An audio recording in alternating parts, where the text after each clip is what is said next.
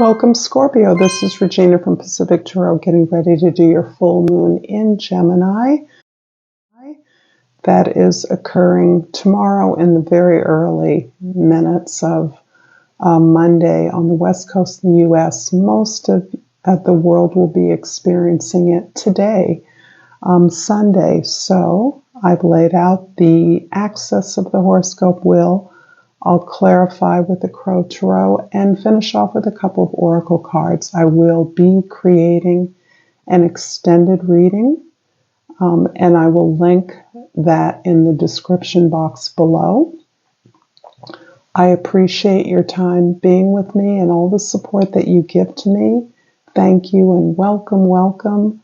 I will ask you to like, share, comment, and subscribe at the end of this video, but I'm aware many of you may not make it that far. I find it difficult to stop midway during the reading when it's more appropriate that you can consider making any or all of those choices. Just know again that I appreciate the time that you spend with me. So let's get started with your overall energy, Scorpio, with the Hanged Man for the full moon in Gemini. This is about perspective taking. And my sense is that there is some eminent strategy that you want to employ regarding the resources that you share with others, what your responsibilities are, what you want to exchange in your relationships with others, and how you want to be explicit about those agreements. You are aware that taking a higher view, looking at the bigger picture, will allow you to take advantage of opportunities that are existing for you now that you may have a difficult time to see. So in order to exploit those opportunities, you're aware that you must step back from the activity around the way you are negotiating the resources you have. That's the monies you share with others and any resources, taxes, obligations, properties, exchanges of love, physical expressions of love and intimacy.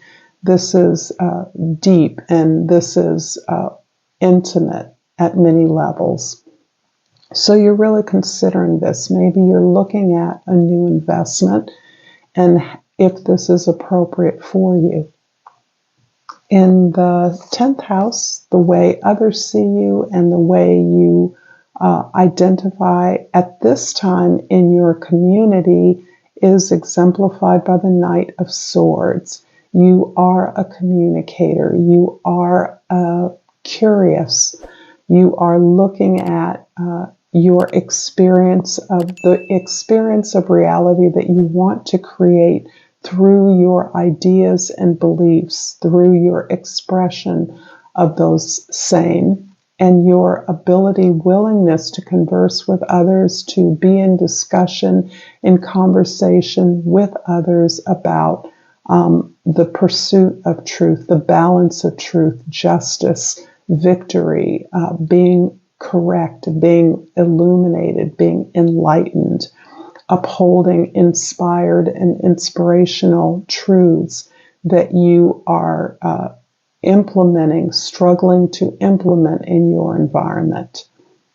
This can have everything to do with the way that we are talking about and implementing our beliefs in global affairs, the necessity for more information, which is always key with the swords, gaining more information, sharing more information with others, and a place of non-judgment, of no agenda is important to your exploration of truths and the discovery of the beliefs that you believe are going to move your goals in the most productive way.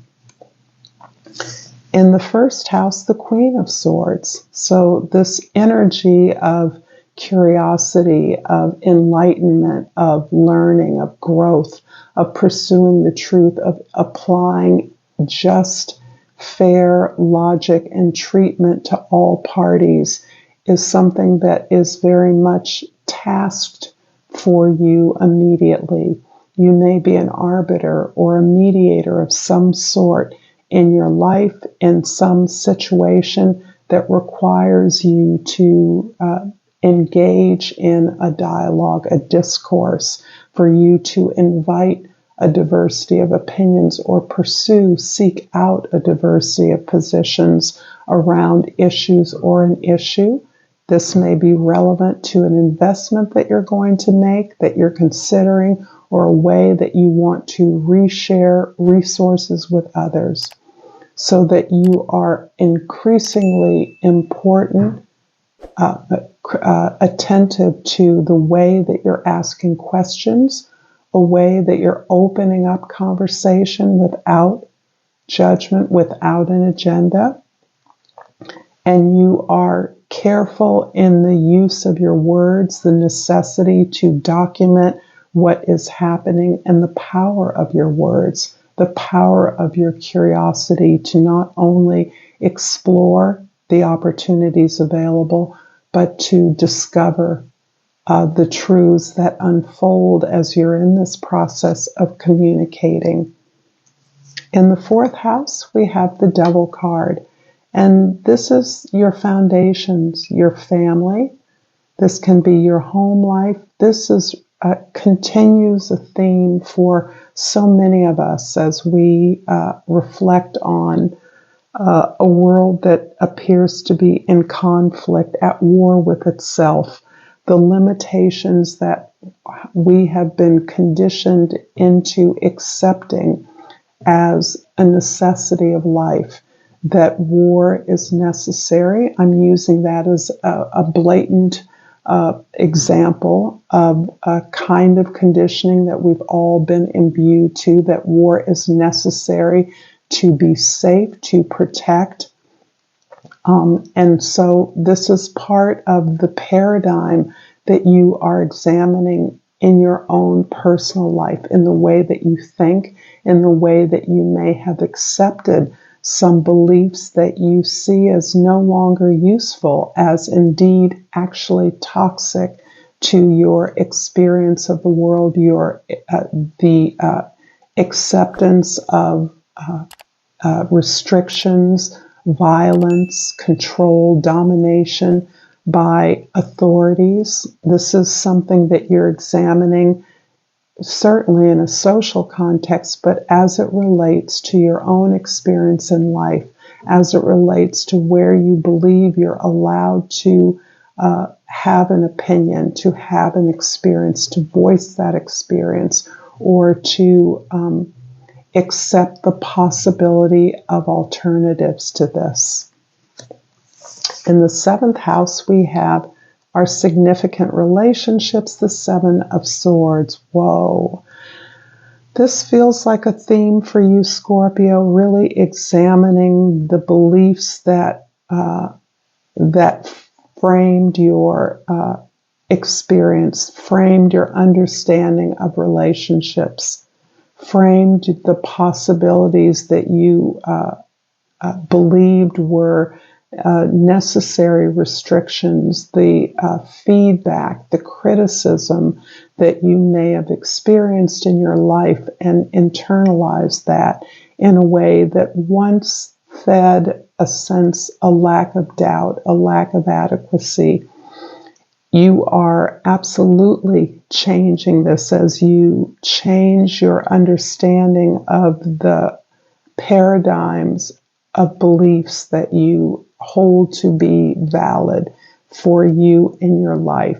This is about as well accepting that this paradigm may have been valid for others, the very others who may have framed you, provided for you, cared for you, and loved you, but that your role here is to question, to overturn, and to understand that the tremendous resistance that you get coming out of this very traditional system of beliefs, this very traditional conditioning that is global in many ways, that is overall relates to all of us, is necessarily creates a resistance that you are more than capable of standing your ground against. You no longer react and respond to the resistance that you receive for your ideas, for the very exploration of alternative ideas. Instead, you pick your battles wisely, knowing full well that this resistance is going to is customary, is habitual, is part of your seeking change, but it's also a validation that you're on to something legitimate, worthy, and destined for you. This is about affirming your path of a unique voice, of a unique perspective and authority, and the ongoing power of the way that you use communications and your words.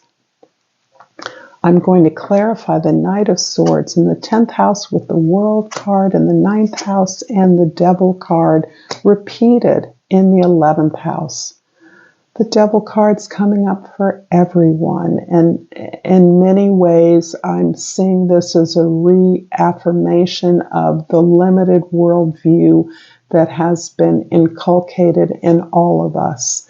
As a Capricorn, the card this is often aligned with, I feel that this is so deep within our belief, our social structures, that the exploration of alternatives to this is something that may have accompanied a kind of lifelong outing, outsider status, marginal status, being on the outside if you aren't accepting or were not accepting of some traditional position or location in the social order. If you question that at all, if you saw yourself as apart from that in any way, you have internalized a sense of aloneness, of exclusion in a way that has now come to an end.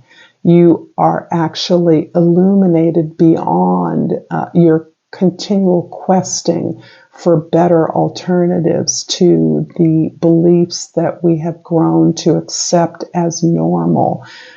Perhaps this encompasses the limitations, the isms, the restrictions, the hierarchies, the sense of exclusion or lack of deservingness of some, even a majority of society, is something that's come to an end in your deeper understanding.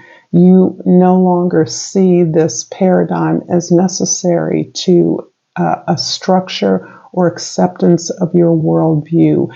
And this is actually supporting the exploration that may have been lifelong for many of the Scorpios that I'm speaking to.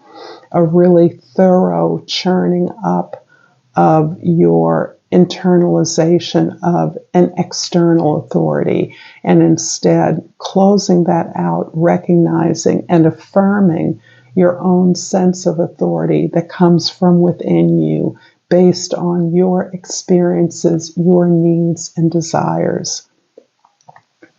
This feels very global, and obviously it's having many personal repercussions in your life, but overall is the sense of questing, negotiating, being in conversation, in dialogue with experiences, with information of others, with the truths of others, as well as validating the truth for yourself. I'm going to pull a Soul's Journey card and remind you that I'm going to be extending this reading, and we'll link that in the description box below. I also would appreciate your likes, if you've enjoyed this video, sharing it with others who may enjoy it, and commenting below. I love your thoughts, your appreciations, and subscribing to my channel, Pacific Tarot. And I've pulled the beautiful balance card. I bring a state of perfection, of perfect harmony into my world, and I do so without judgment. Wow. And I'm also going to pull a language of flowers.